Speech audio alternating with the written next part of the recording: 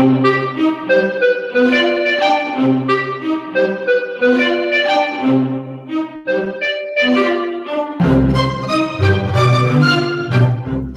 to pop.0 with Bryan Chaffin and John Kheit. Today is October 18th. It's a Wednesday. I'm Bryan Chaffin. I'm the editor-in-chief of the Mac Observer. It's good to be with you. And you forgot to mention that you're an all-around swell, bright, and wonderful person. And I am the opposite of all those things, John.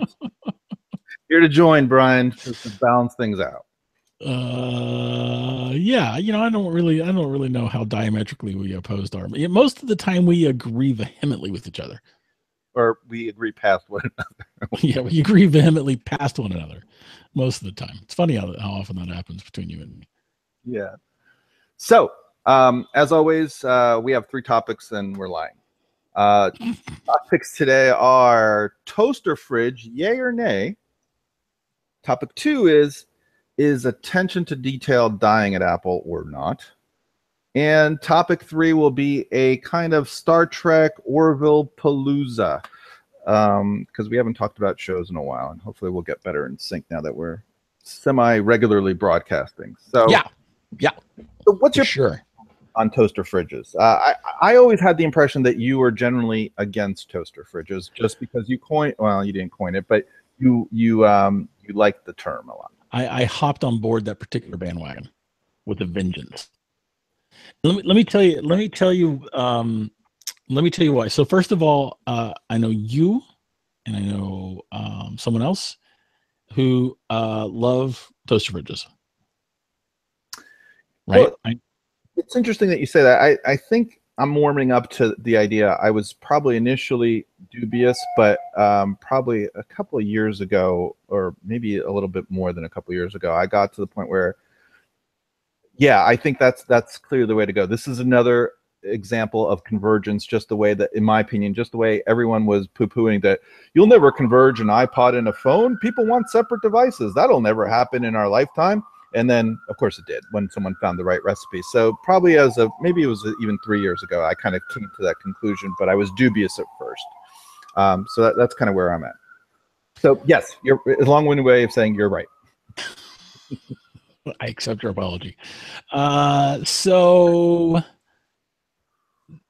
the thing is, my anti-toaster fridge stance really began in the early days of the iPad, and then the toaster fridge response from Microsoft in particular.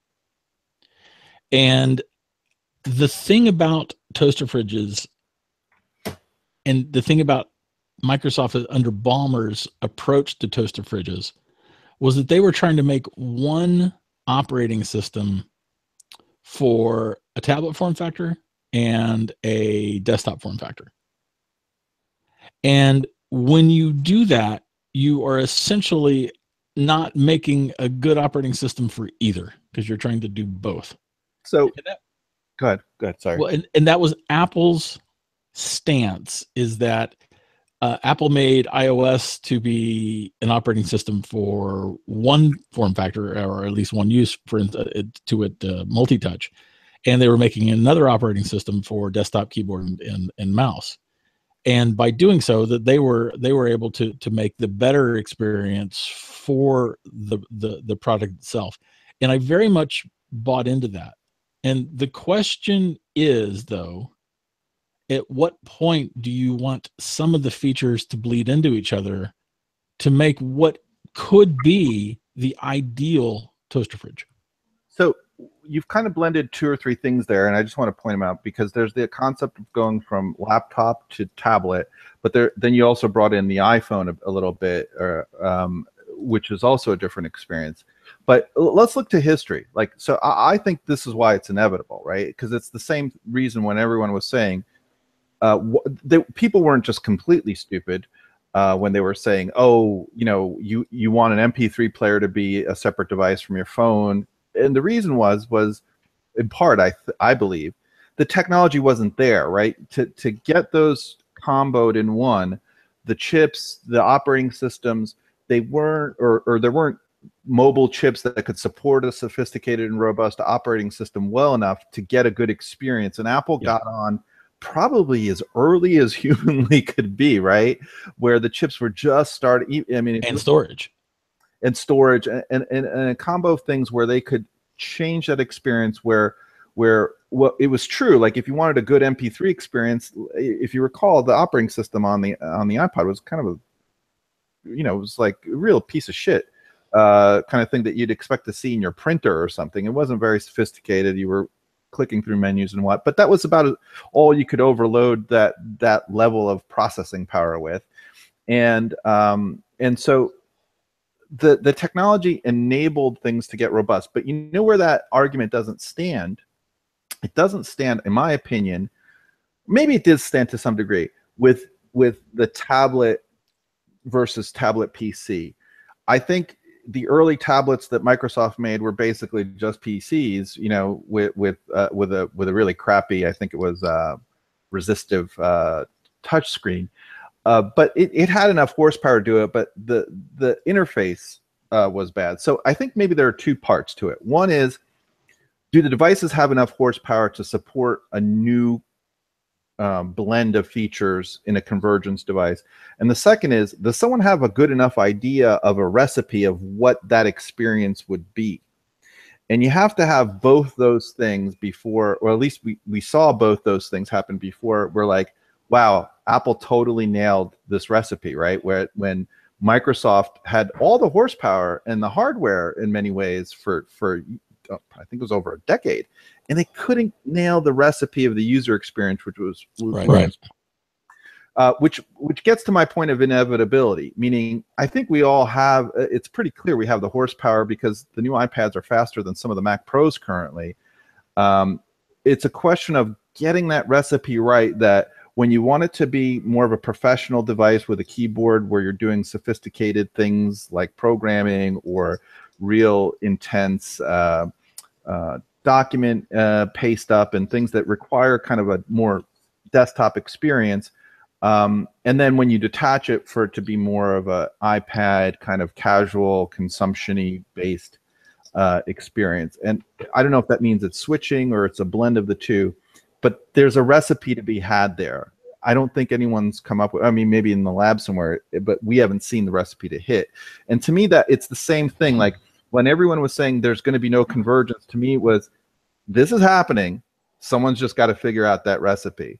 And I think that's what's happening here. Like the new hardware that Microsoft is making is actually phenomenal hardware, but the software is still a shit show. Wait. Is this the one that just announced?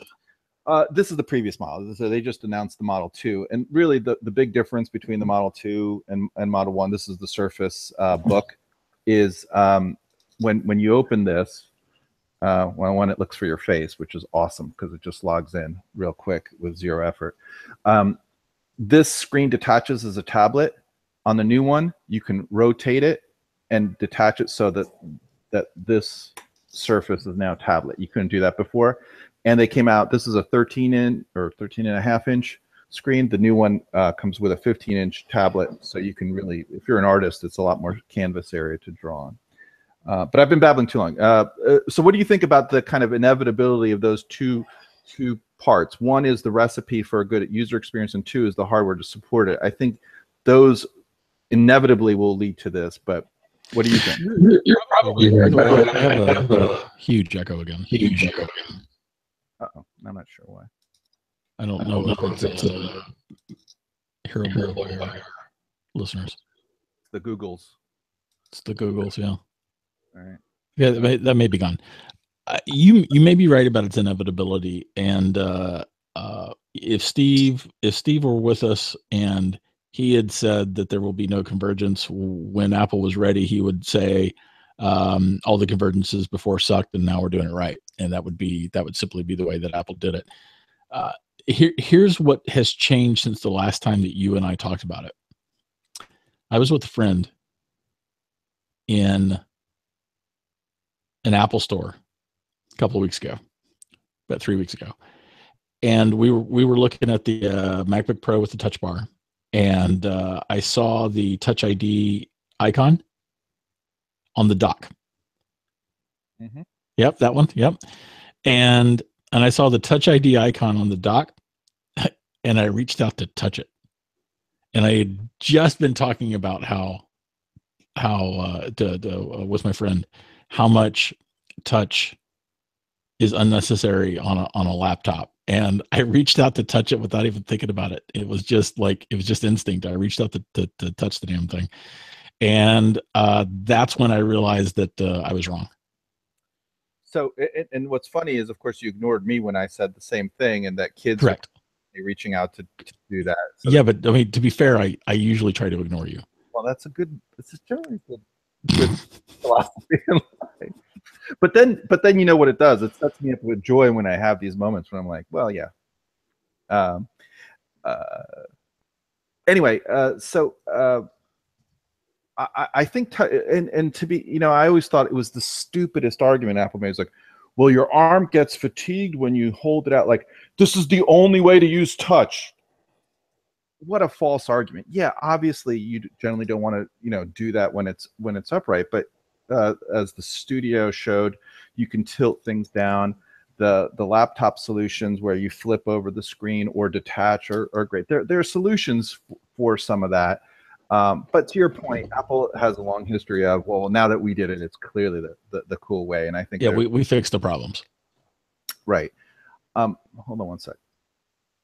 Hold on. Hopefully that got rid of the echo. Anyway, so I do think what's interesting is if we go with at least my premise that this is inevitable, it will happen. There are multiple ways it could happen. One way is you could see a device running basically two operating systems, right? Like it'll have full Mac OS and kind of iOS on it.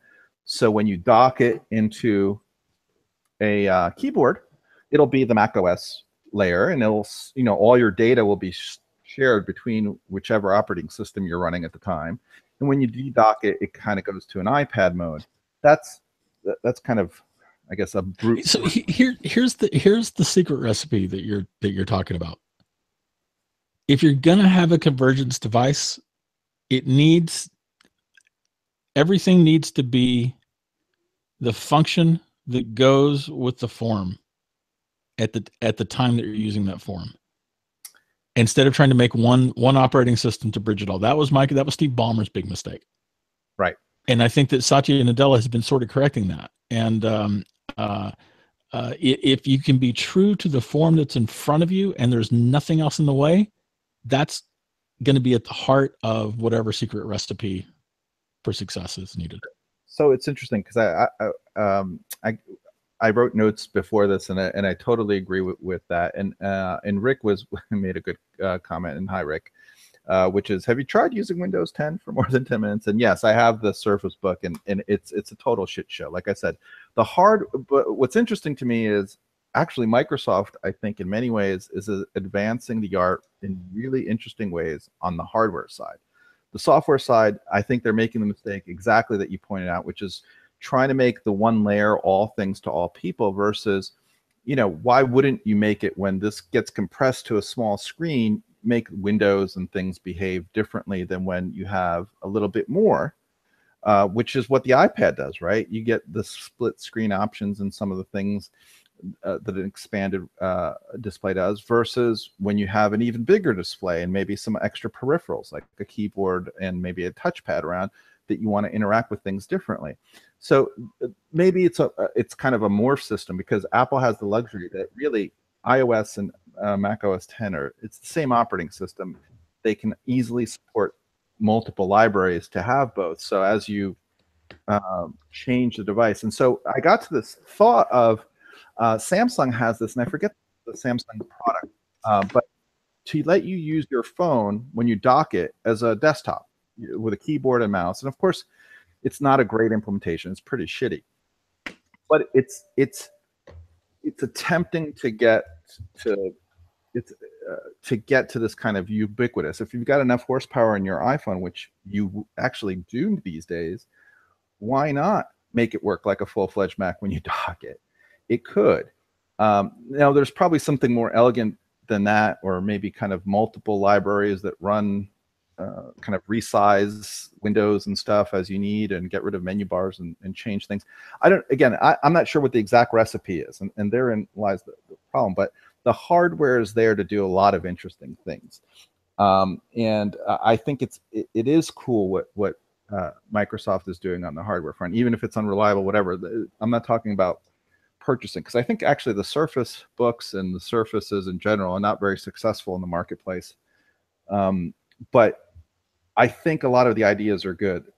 For one thing, what I've learned, I have this Surface Book, right, that shows your face, and that's how quick it was. I barely looked at it, and it logged me in.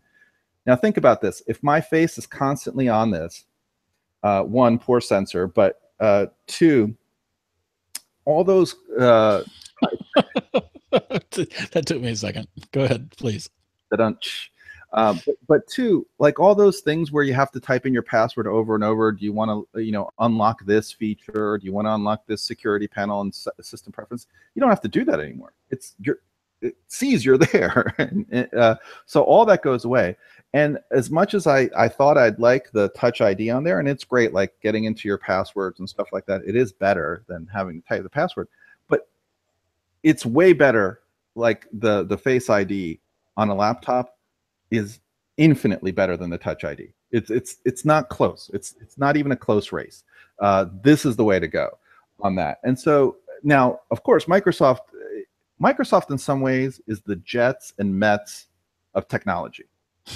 They managed to grab defeat from the jaws of victory over and over and over again. Like, this is the right concept, but of course it's implemented like poop, because sorry, I could curse. Simply like shit, because because you could put up basically a digital image and it's going to log you in. So it's not secure or nice like Apple would do, but the concept was there. And so that's what I look at this. I'm not saying you should go buy this, because trust me, I can't stand using this in any real way, but there are real good ideas that are occurring from people other than Apple. And it's kind of sad, because Apple really is a laggard in my opinion, on all PC fronts. They're just a laggard. They don't have anything interesting to offer they're not advancing the art on the hardware side at all. And others are, in my opinion. So, well, the interesting, I don't really want to say that. I think that the 5K iMac was well ahead of everybody else, especially for the price. The touch bar, whether or not it's flawed, whether or not it's even going to last, right? We talked about that before. Without that ubiquity between the desktops and laptops, touch bar seems destined to fail, destined to be forgotten. But it was at least an advance. I don't think it's the stuff Apple's doing with the trackpads is way ahead of everybody else. So I wonder what do you mean by the trackpads? Because I agree, I like Apple's trackpads way better than everybody else's, but what do you mean by them? Force touch in particular. Oh, okay. And all the multi-gesture stuff that they're doing and doing well. So trackpads have always been better, no doubt. They started out licensing Synaptic stuff, and I think they may do it all themselves at this point. I think so, yeah. The Force, although I do think the haptic stuff is interesting. To me, it's very iterative. Other people have done it, not as well. They've always just been tighter on kind of that feel of it. But come on, that's not really I mean, it is advancing the art, but that's so incremental. The touch. I don't know, man. All right, well, you're entitled. I think it's a very harsh judgment. I think that's you and I before the show we're having politics. Yeah, we're talking about politics, but we're talking in particular about the mediocrity wanting to enslave the capable, and I think dismissing what Apple has done with things like its trackpads is being incredibly unfair. Well, and that's a fair assessment. I look at more as me putting on your hat for a second of being pedantic. They're advanced art that are larger than other things. Where do you put that on the spectrum? Every little thing helps, right? So I think the touch bar is a little bit better than kind of just incrementing on the trackpad and gestures and stuff from what Apple did. But it's questionable use because of, at least in part, lack of ubiquity. What was the other feature? The 5K display. See, I don't want to give them credit for 5K display because it would be inconsistent from my view that Samsung was an innovator because they tried using a 4 and a 5-inch display, and somehow they're incredible innovators because fuck, we were using the big. No, you're right. You're right. I didn't mean it from an. You're correct, because I was using innovative in kind of two different ways. I mean, Apple was able to bring that to market in a way that no one else had done for a very inexpensive price, in a form factor that no one else could touch. Sure. And but you're right from the standpoint that simply having a higher the resolution display isn't innovative per se. It was their ability to bring it to market that was ahead of everybody else. Yeah, I agree. For the price point and the form factor. Right now, by far, where they've added the most innovation, like with maybe not a capital I, but with a bigger I than what we're talking about here, is the watch. The watch, what they've done with it in 3 years is kind of incredible. I still think it's a useless piece of shit, but nonetheless, price, the battery life, why don't you wear a Swatch? Why don't you have a Swatch strapped to your arm, man? Well, I've mentioned this. I mean, you use it as a watch. Yeah, it's in Wi-Fi mode all the time. But what I do think it's useful for, I don't care about the fitness, how many fucking steps I took or whatever bullshit on that is. I think the health monitoring at some point, you're going to be able to use really interesting learning machine stuff to detect and help you do things better. And I think that will be of value. And that's the real value of the tracking of that. I think it is something interesting. But whatever. So a lot of people find it valuable, and that I think it's a useless piece of shit is kind of irrelevant. All that matters is, one, it's super successful. Two, it's a technological tour de force. It's running a motherfucking Unix on your wrist, right? Which one is that? This is the Gen 2. Okay, you didn't get a Series 3. I hate that red dot. Honestly, although if someone gives a good test and sees that no one does this test because no one is an idiot like me. If this went from right now, this goes 3 days in airplane mode. If it went to like 5 to 6 days in airplane mode, that would be enough of an increment that I would bear living with the red dot and get it. But hopefully Walt will test it a little bit and give me feedback on that. I want to give you praise, but you cut me off from giving you praise. You like what the hell were we just talking about? And you just put you were arguing against some kind of innovation thing. Damn it! I was saying that that it wasn't innovative for Apple to bring the high resolution display, but rather it was innovative that they were ahead of everybody else by being able to do it with at the price and form factor that they did it with. Yeah, and that part I agree with. But anyway, so they are doing innovative things. I don't want to say they're not doing anything. Again, this is a tour de force of engineering.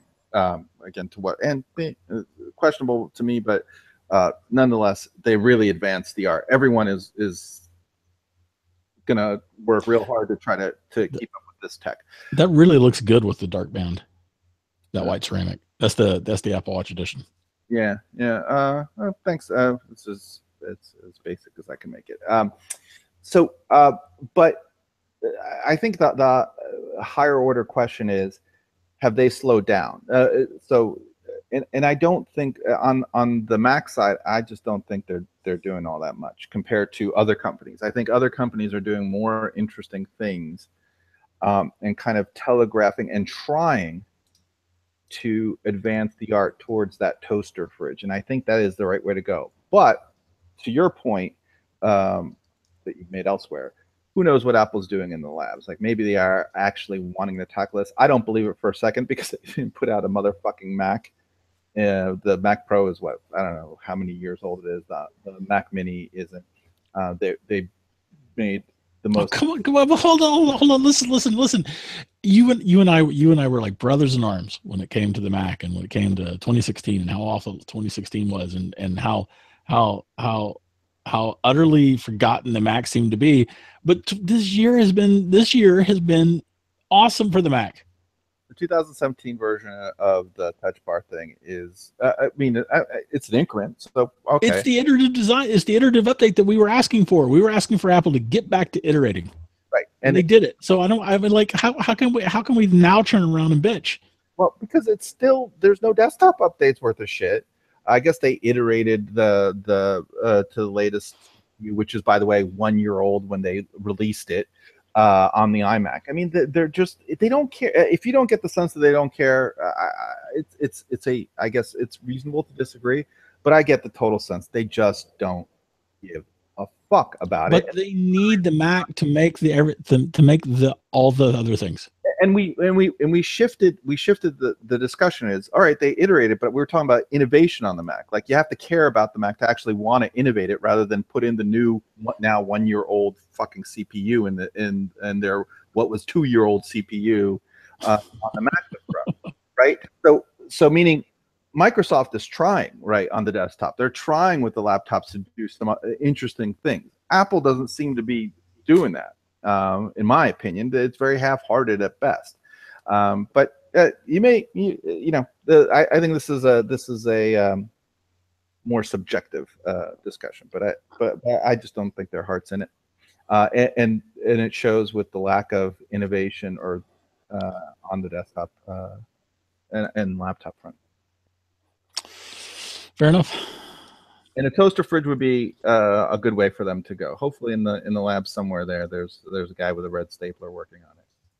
All right. Topic number 2. We're gonna have to go through more quickly.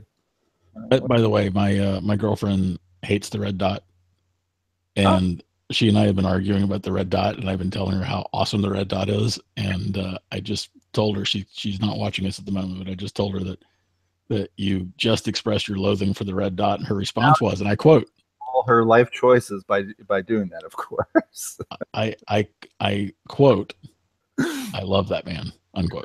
That's what she said about you, because you hate the red dot too. But if you don't like it, I think somebody sells stickers that you could stick on it and make it whatever color. I love the red dot. Well, and I'll try to be slightly fair to them. There's a long history in watchmaking where people put for kind of sports chronographs, where people have like a red dot or a red mark on there, probably more so than most other colors. So it is not out of tradition. Well, why would you even get the LTE one when you just turn it off?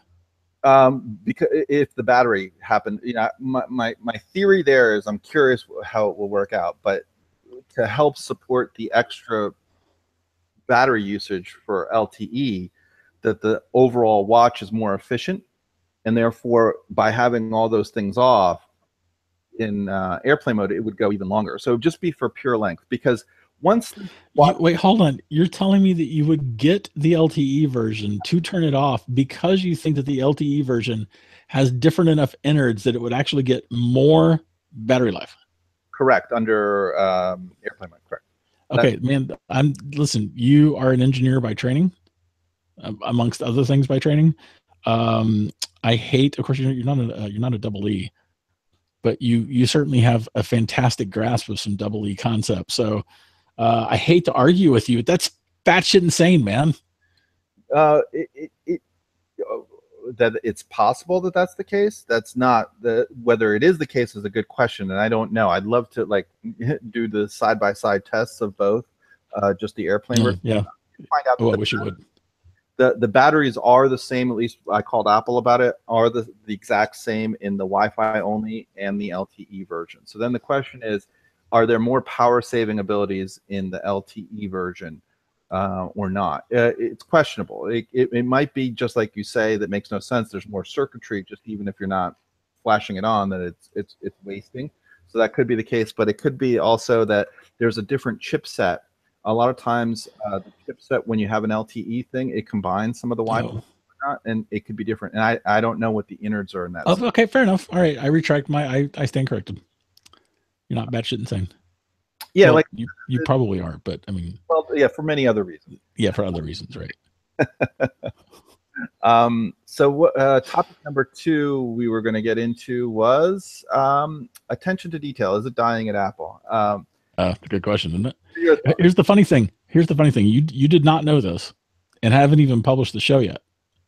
But Jeff Butts and I talked a little bit about this on today's episode of the Apple Context Machine. So it's interesting. Interesting that it came up with me and you in the pre-show, and I think it's an extremely interesting topic. So, do you have a thought? Like, is it on the wane? Is it roughly the same? Is it better than it used to be? All right. To recap what I said on ACM, to as a jumping off point for us, no one on the planet that we know of has demonstrated Steve Jobs' ability to hone in on the tiny details that the vast majority of us miss, and that we appreciate even when we don't see the awesomeness that has been done. And that without Steve Jobs, that the attention to detail at Apple has absolutely waned, and that that's inevitable. So I'll take one pedantic exception to your statement and say no one at Apple has that attention to detail. There are clearly other people that are very particular, and one that I'm going to try to share here on the desktop. His name was, he wrote an interesting article that had a lot of attention to detail, Ryan Lau, and he had this great article just showing new little design, I guess maybe is quibbles the right word, or discrepancies with iOS 11. Like here he shows that things line up differently on the search boxes. That different fonts are used in different apps and not lacking consistency. That even based on Apple's own human interface guidelines, like the search bar in the Files app is it's abutting the top bar when it doesn't in other apps. Hey, this isn't coming through, by the way. Let's stick the note in the let's stick a link in the show notes. Okay. And I'll stick a note in the discussion right now for those who are with us live. Sure. Anyway, basically a lot of kind of these typographical and human interface design variations. On the one hand, Apple, says that we hate skeuomorphism, and then they use on-off switches. But then they change the behavior on-off switches that they don't behave like on-off switches. Either visually because they're just word. Yeah, I think Steve would have fired some people over that, to be honest. Yeah. Again, have you gone through? I know that congratulations, you got your Apple TV. Have you gone through the setup with your provider where you download all the apps? Yep. I didn't do this setup. No, I didn't do that particular setup thing. Yeah, I mean, I think I skipped it. Because I don't have a provider. Oh well, that makes it easy. Yeah, I'm a cord cutter. That makes it at this easy. point. So anyway, there's a lot of usability things that I think have just drifted off. Even people. I think, was it you that had the real problem that the Touch ID on the new Mac Touch Bar, the escape doesn't line up with the tilde key like it does on every keyboard in the world. Like, why not extend the Touch Bar to be? That was not me, but if I had one, I would have bitched about that. Yeah, and it actually is a usability thing, because from muscle memory, you do go right above, at least I do, to the tilde bar, and then it's not quite there. So yeah, but here's the deal. Do you remember that story?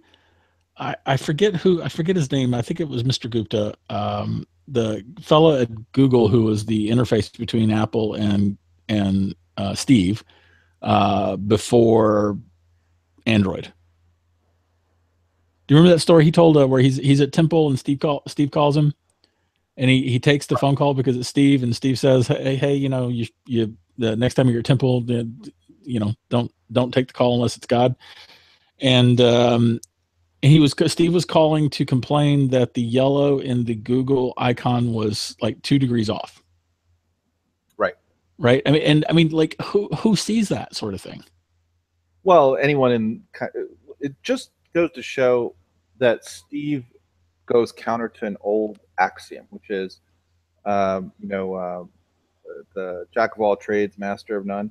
Steve managed to be kind of a decent enough master of many, many, many fields. And he was OCD to the right level. To the right level, yeah. Well, but it was OCD mixed with vision. You can't, I mean, it's not just the attention to detail, right? It's not just the things that he can master, right? It's the combination of things that made Steve so unique. And I think that without him, that this drift that we're talking about is inevitable. I was going to say what a great word, but I'm going to correct you on the pedantic scale and say it's fusion. He absorbed so many disparate ideas and was able to eject when he had. I mean, dude, this guy had so many stupid, fucked up ideas. I mean, he wanted to have a Mac man that walked around on the original Mac, right? It would have made Clippy seem like a fucking vacation. But he was talked out of it, to his credit. But the point is that he would grab on to the best ideas and kind of get them fused, and then had the OCD thing. So it's kind of a brilliant insight. It's not just the attention to detail, but it's also the ability to fuse so much into the right blend, to leave out what you need to leave out, to keep in what you need to keep in. It's what great chefs do. Because just over seasoning everything with maximum seasoning is not going to result in a great dish that's transformative. And it's there's some similarity to that with kind of this experience in dealing with technology, especially complex technology.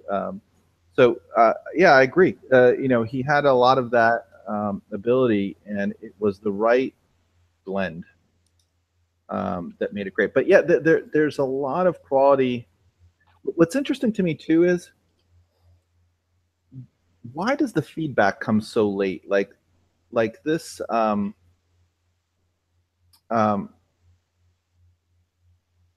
disability for like the guy that comes out and sees all these errors and kind of line up and fonts and stuff. The betas are so much more frequent. Like, you would think that a lot of the feedback on this, there would be like a quality control division or something that takes this and helps, get that finalized. But Steve was that quality control. So the company is not, Apple prides itself in not designing by committee.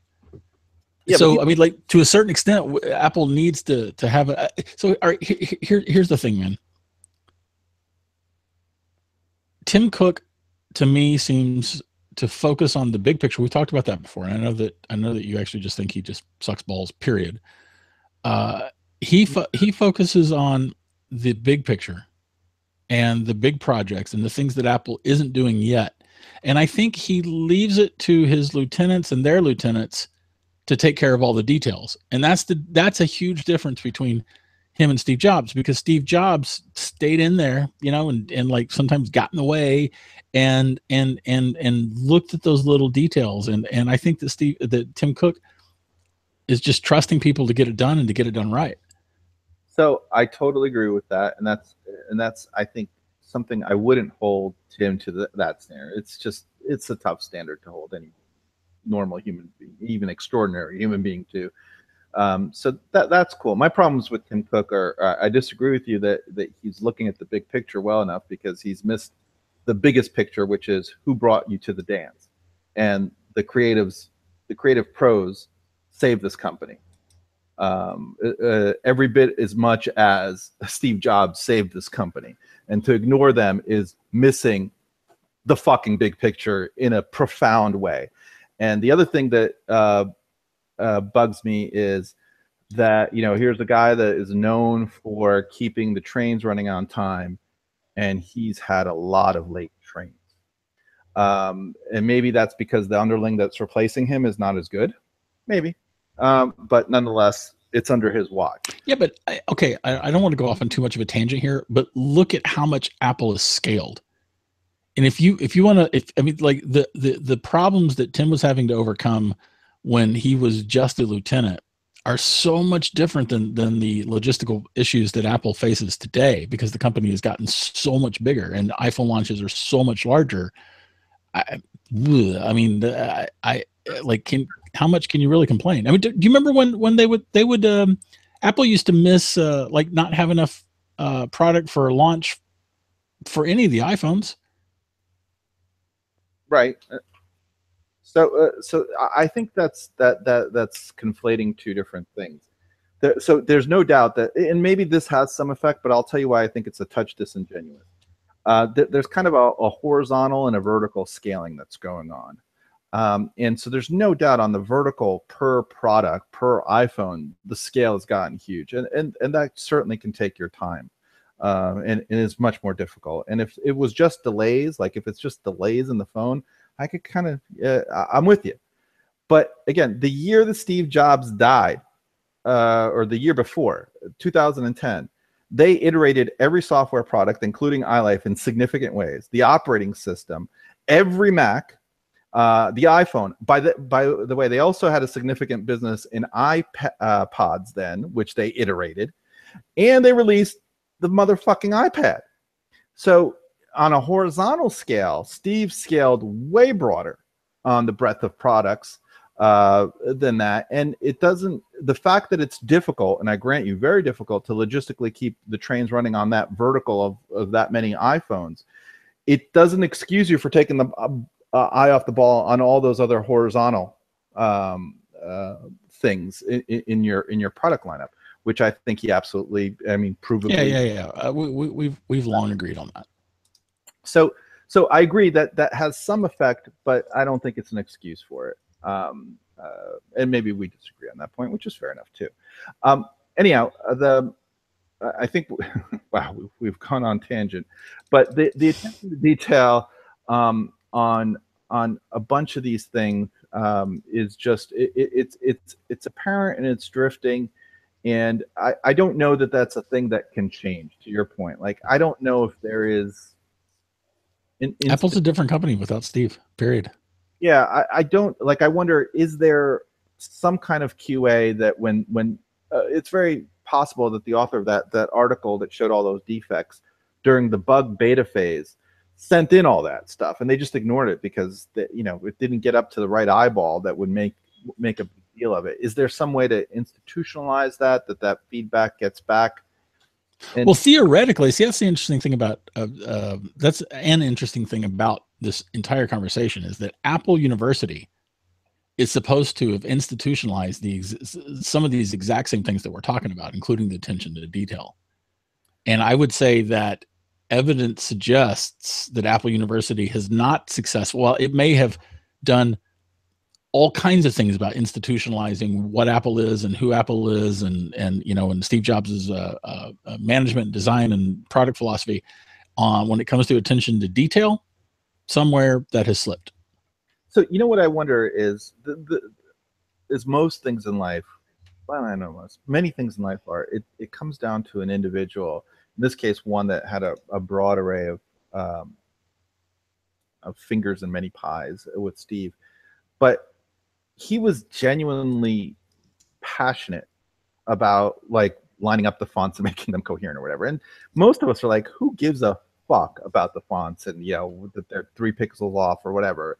So if that was a job given to most people, they'd be like, oh, this is hard. Whereas some people, like, they're on fire in love with this, and having someone that loves it enough that it's a real thing for them, it's a passion, and they get voiced up is important. And I don't think we're ever going to find it's an extremely rare human being that had as many OCD passions as Steve Jobs did, but figuring out who those people need to be and getting a reasonable report up that they're part of that process might be something you can at least approximate. You won't replicate, but approximate. Listen, I've got an angle here that's gonna just piss you off.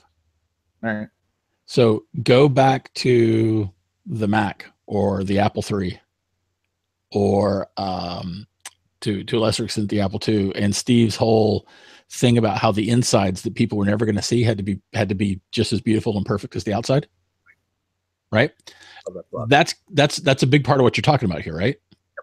Right? Where Apple seems to still do that? Where? Apple Park.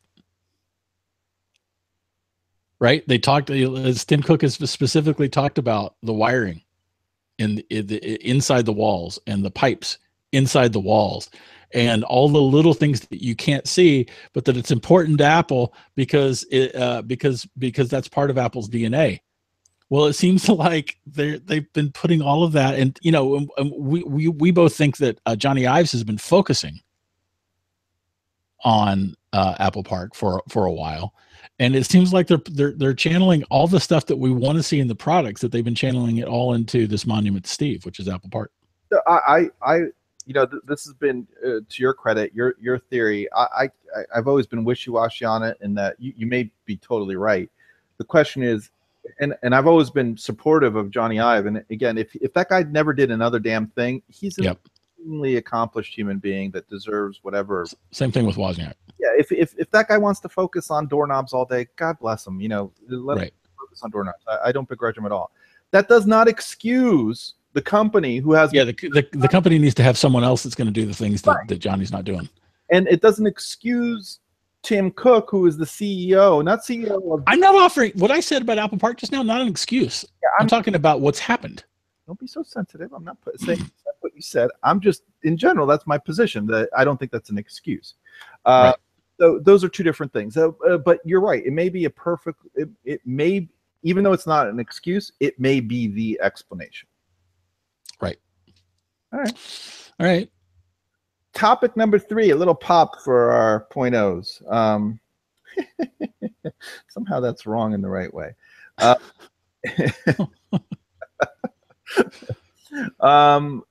Orville and or Star Trek. So have you watched? I think you watched a little bit of Orville, but not Star Trek. Is that right? I haven't been able to watch Star Trek. I'm not subscribing to the CBS thing, and I'm personally planning on waiting until the show's over so that I can subscribe and binge and cancel. You do it all in 1 month. Yeah, I'm going to do it all in 3 days. The Orville, I started to watch it. I got about 20 minutes in, loved it. Haven't gone back to it yet. Actually, you know when I watched it? This is why.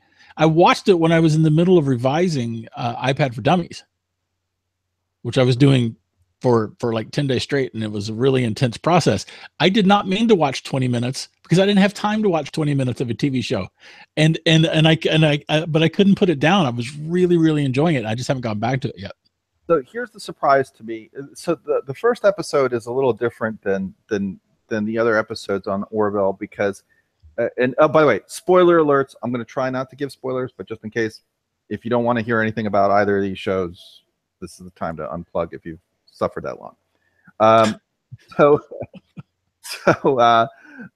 Orville, the first episode is a bit of a setup, and I think that some of the stuff that they use is a little bit of a crutch, but I guess it's to set up a lot of comedy, so good for them. Yeah, I get it. It's basically, in my opinion, so far, it's basically straight up Star Trek. Star Trek, yeah. Totally Star Trek. With more with a few more jokes. I guess Star Trek had a joke every 5 episodes. There might be a joke in like the Next Generation, or what. And it's Seth MacFarlane, so some of them are kind of in your face, lowbrow. Yeah. Slapsticky, brute force jokes.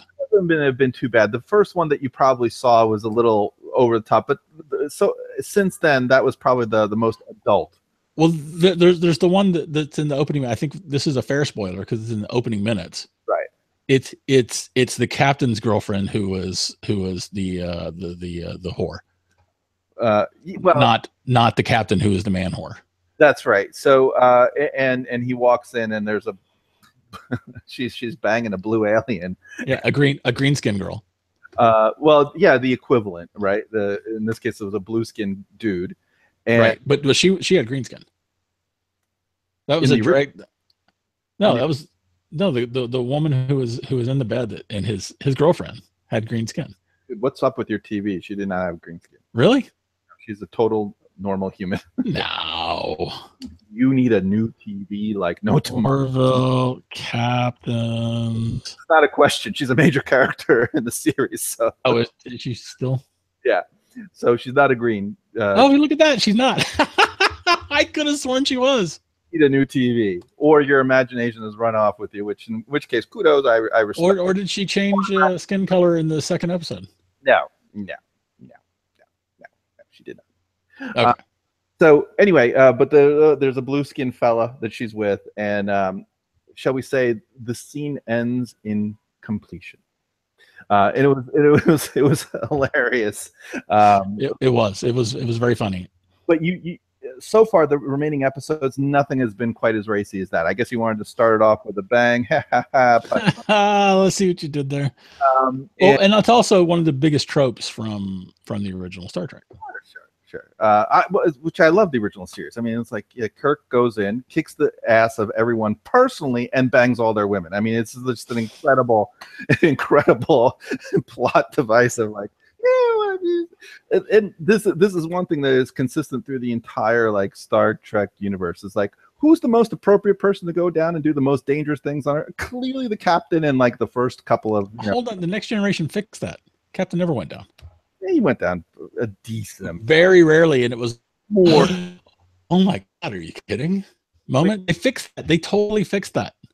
We can agree to disagree. I think of many episodes where he was caught, and then remember the whole life he lived the whole life with the flute and everything, and there was several. No. They brought the probe onto the Enterprise, and the probe zapped him on the Enterprise. Maybe I'm misremembering. You know what? I'm not going to argue about it.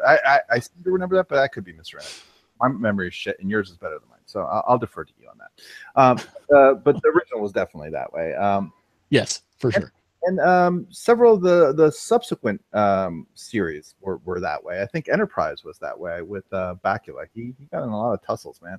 By the way, can I say one thing? Yep. My name is Scott Bakula. I like the guy. I think he's a great actor. His name has always just killed me, though. Yeah, it is a kind of. Was that his real name? I wonder, growing up, like, yeah, it's one of those. I don't know. We had a way of checking something like that out. Well, you do that anyway. So to me, the big surprise of Orville is how straight up. So barring that exceptional start, there's a few jokes. They're not nearly as racy as that first one. So like if you have kids, what's his real name, brother? Well, good for him then. It's a good show in that. Other than that very first opening, most of the jokes aren't that bad. They're not that quite as racy, although that may change. It's straight up Star Trek. And in some ways, I love the legalistic thing of this because they have a few jokes that kind of, I don't know if they're actually mocking Star Trek or not, but they get to call it a parody. So, nothing that the Star Trek franchise has been so stupid in squashing so many of the homegrown Star Trek things that are just making that franchise just better and stronger because people love it so much that I'm glad that they've found this legalistic device to get around it. So it's wonderful. It's a really, it's a straight up Star Trek clone. The effects are okay. They're nothing great. There's a few cool jokes in it. So far for the first, I think it's only 4 or 5 episodes. It's been, I was surprised how straight up Star Trek it was. Well, that was going to be my question. Anyway, yeah, you just answered my question. Like how close does it hew? It seemed like from the first 20 minutes that I mentioned earlier, it seemed like it was going to be straight up with jokes. Yeah. It kind of that's been. I'm curious after you watch a few more episodes if you'll agree with me, but that was it. So, which is great.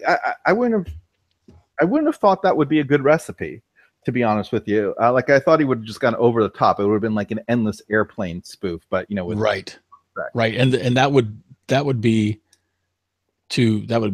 awful. It depends. It just depends on how funny you are, but it's difficult to be that wacky funny that much of the time for a prolonged period of time. So I could see why, just the sheer, I guess, comedy logistics of it would be very tough to maintain if they went that route. So it probably makes sense that they did it this way.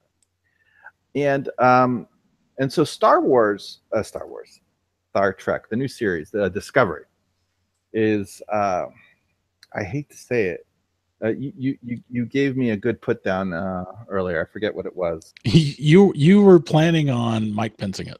I was totally planning on Mike Pensing it because I watched the first episode and a half, and motherfucking NFL fucking football interrupted the last like 30-40 minutes of it. Fuck the NFL. Fuck them cutting into my motherfucking shows. I don't give a shit about those shitwad fuck games.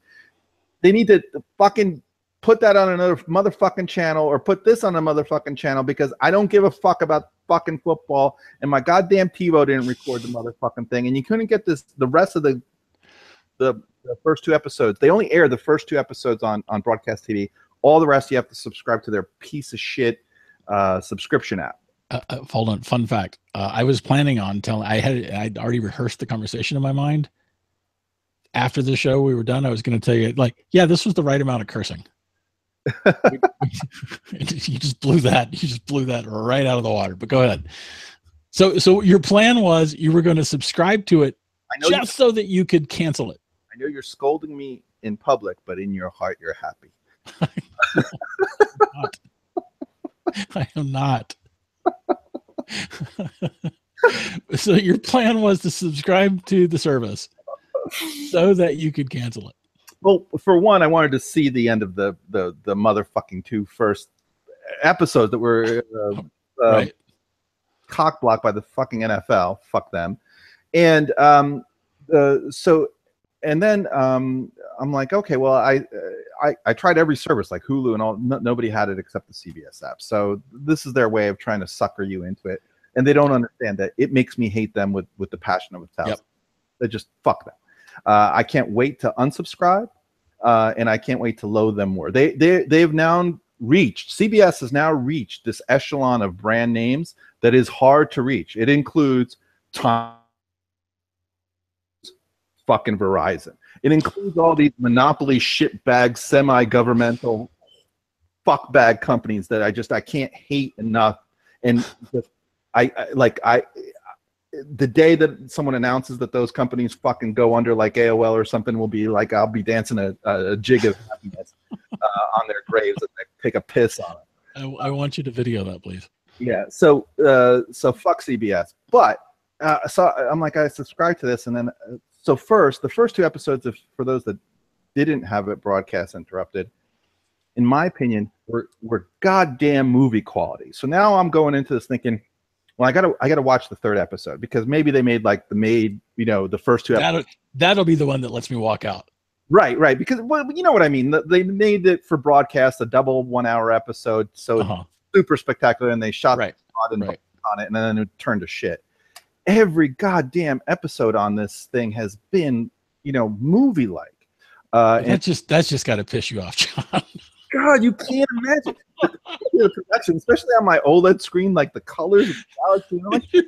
You're the only person I know who could get mad at how great the show is. Who could come up with a reason to be furious about how good the show is. The joke is a good one, but you know what I'm saying. Like it's such a shitty business model, and they're exploiting such a good product to give this business model the success it doesn't deserve. So I hate them for it, but good grief, the storyline so far has been exquisite. They've introduced something new, which I haven't seen. Like every other Star Trek has been a reboot, a remasturbation. It's like fucking Spider-Man 38 telling the exact same fucking story over again, and nobody advances the art. Nobody advances the story arc. They already have, I won't give a spoiler because it's so cool, but there's a new technology that they introduced that's, I would say, as powerful as kind of like when they introduced the teleportation device, right, in the original Star Trek. Like it's transformative to society and everything like that, and it still has its question. They introduced, but it's a prequel. What? I guess it is technically a prequel. It's supposed to be a prequel. So it'll be interesting how they deal with this and kind of the. Oh, wait, is this true? I think it is. I think it's like the 20. I'm not sure if it's like the 2300s, but I think it's slightly before Next Generation, or maybe it's slightly before original. I am checking. But I think it's after, if you remember the Bacula series, I think it's after that. Let's go to Bacula. I'm not sure if it's before or after the original. So it's supposed to maintain continuity with the old series. Trek Nerds Discovery takes place in the Prime timeline, which is where each of the television series in the original films live. So obviously it's not part of the 2000. It's not part of the J.J. Abrams reboot. Uniforms have changed to look. Oh, I know exactly what it is. So kind of. So it's just before the Kirk era. It's probably at the same time as. So when the Kirk era, they were already kind of at war and had animosity with the Klingons. Yes. This it's 2255. So this, which is 100 years after Enterprise, the TV show called Enterprise. Right, but slightly before the Kirk era, because it shows how 10 years before Kirk. So it shows how a lot of that animosity came to play. It was super interesting. I see. But they advanced the one so far. The storytelling has been good. It hasn't been this flat soap opera shit like every other show on TV. There's actually seems to be a story arc, and it's developing and not just being artificially slowed or sped up or whatever. It's interesting and telling, and technically production values are super good, and visually on an OLED screen it's stunning. So in every way that I wanted to hate this thing, it's just been great. And I wanted to hate the characters. I was, I'm just getting ready to hate. They're all really good. It's frustrating because it's such a good show. So, yeah, like I said, yeah. Anyway, I don't need to repeat it. So yeah, I highly recommend it. Your way is probably a really nice economic way. I think you asked this while we were prepping, which is probably a shock to most people that we prep at all. But while we're when you subscribe onto the CBS app, you see at least currently all 5 episodes that have been released. So you can just binge watch at least the first 5, but they are rolling them out a week at a time. So I would suspect maybe the week before or 2 weeks before the series is supposed to conclude, if you start binging, you'll catch it right as the last ones come, and then you could desubscribe, which is probably the morally right thing to do. But I'm subscribing in the meantime just because it's I hate. No, the more okay here. This is my personal philosophy is that if you don't like the price, eschew the content. You don't have a right to the content. If you don't like, for instance, ads, you don't get to block those ads. You need to not consume the content. And so the morally right thing to do would be to pay their price and subscribe to it and watch it as it comes out. However, if their own system is going to allow me to subscribe for 1 month and watch everything and then cancel, then I'm going to do that. Well, and because that's still paying their price. Yeah, and I agree with everything you said. The problem I have, and it's to your point, like, people charge a price and they're entitled to whatever, to either price themselves out of it or not.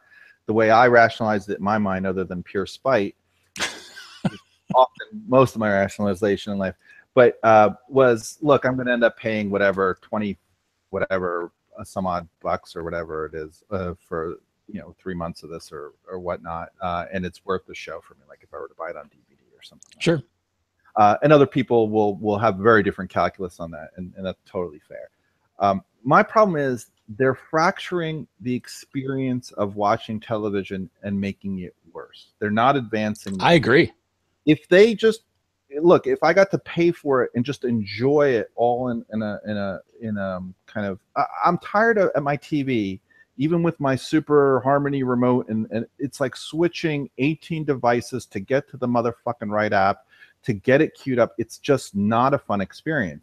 Apple's trying to do something on it, but frankly, so far it's a miserable shit show in what they're trying to do. And I have to swap back and forth.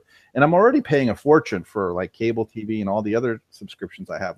So how many of these do you need? You need Hulu, and you need fucking your cable providers, and then you need Netflix, and then you need, and I'm like, you know what? I just want to pay one entity, pick them out, whatever the fuck it is. I don't care. $300, $200. Obviously the cheaper the better.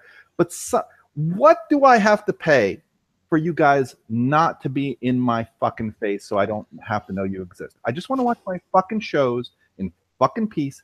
And yeah, but they want They don't want you to have that. They want you to have a relationship with them. That's why they fought Apple on this for so long. Right, and they don't get. And they're wrong. I agree, and I love the when you hear from the industry, it's like, oh, the failure of music. I'm like, you guys were gonna make fucking zero. This was your ass before Apple came in, because that's what everyone was gonna do to you. The fact that you're even making $1, you should lick Apple's taint day and night and just play to them that they fucking gave you anything, because that's what you were gonna get, a fucking nothing. And you're this close away to, I'm telling you, one dude is going to regenerate popcorn and put it over Tor, and every fucking TV show and movie is going to be rebroadcast on that, and this is what you're going to get from the world. And they're going to do it over a VPN Tor-based network where you can't packet sniff shit, and you're going to be shit out of luck. You just keep pushing people enough. The lesson of iTunes was make it easy enough for lazy fucks to just consume this shit easily at a fair price. What that fair price is, we can all debate back and forth. Whatever it is, pick a fucking price. I don't care. But make it a nice experience. All the industry does is make this experience loathsome. And that's why they joined this compendium of shit that is Time Warner Cable and all these things. They all, instead of making my life better, they find ways to make it more miserable. And fuck them for it. And if they think they're putting it over on the populace, they're wrong. There's a reason why, like those people, like, you do a Google search on any of these companies, and the loathing for those brands is just off the charts hatred. Do you know? Can you pay through? Can you pay for your CBS subscription through your iOS device, or do you have to pay through a website? Yeah, I would have loved for, again, part of the miserable experience. I don't think you can. I ended up having to go to their piece of shit website. And, yeah, okay. All right. Because otherwise you get a discounted iTunes card and pay them a little bit less. Right. I would have loved. So CBS to me is the most egregious example of what you're talking about. And we're running out of time here, but CBS is the most egregious example of this, because, like, if you look at something like Stargate Command, where they're putting the new show only on Stargate Command as a subscription, you also get access to everything from Stargate. You also get access to lots of behind the scenes content, but it's a one-time subscription fee that'll take you through May.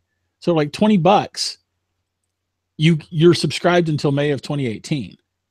And that is a lot less offensive than a monthly subscription for one frickin' show, which is what CBS is essentially doing.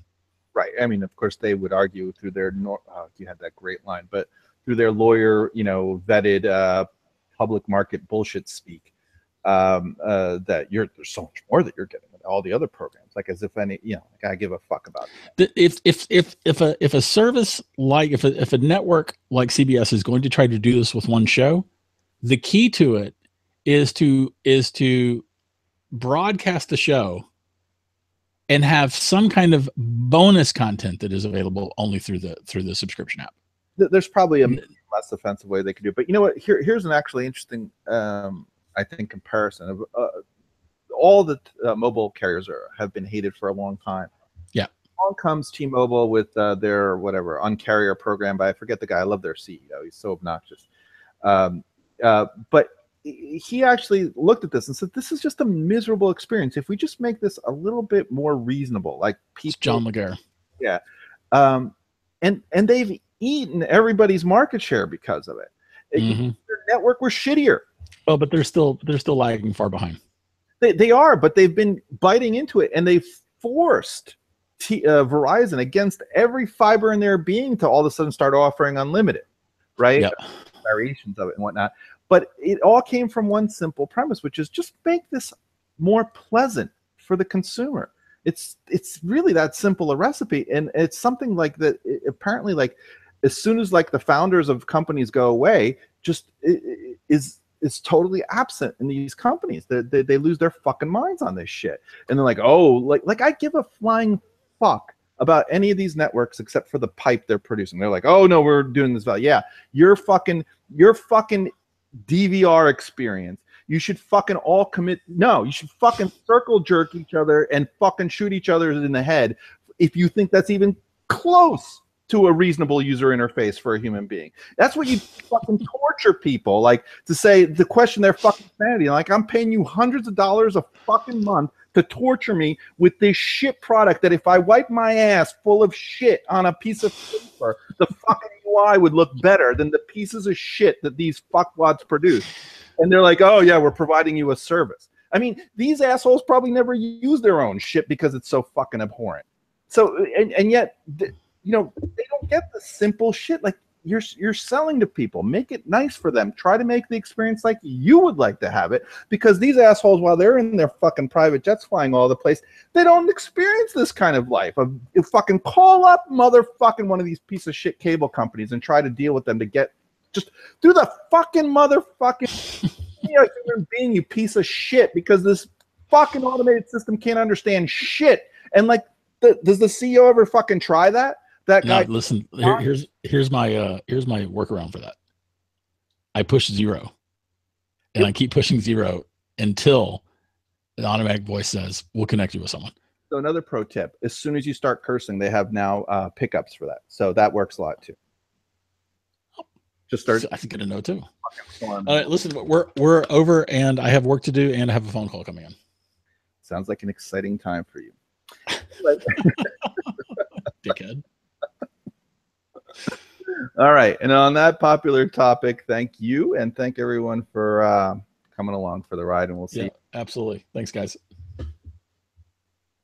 Damn it, I'm not ready again for the outro.